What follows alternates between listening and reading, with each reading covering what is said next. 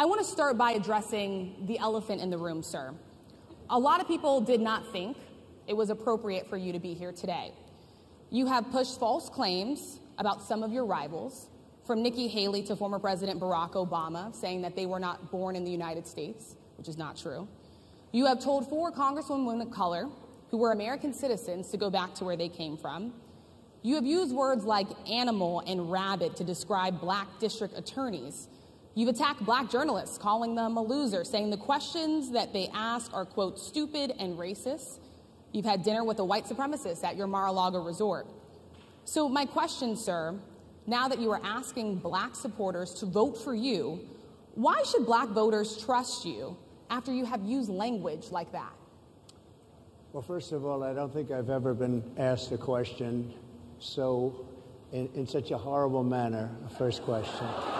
You don't even say, hello, how are you?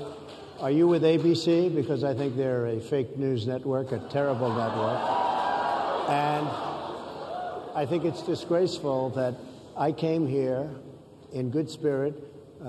I love the black population of this country. I've done so much for the black population of this country, including employment, including opportunity zones with Senator Tim Scott of South Carolina, which is one of the greatest programs ever for black workers and black entrepreneurs. I've done so much, and, you know, and I say this, historically black colleges and universities were out of money. They were stone cold broke, and I saved them, and I gave them long-term financing, and nobody else was doing it.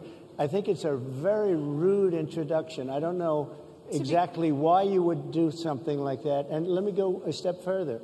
I was invited here, and I was told my opponent, whether it was Biden or Kamala, I was told my opponent was going to be here.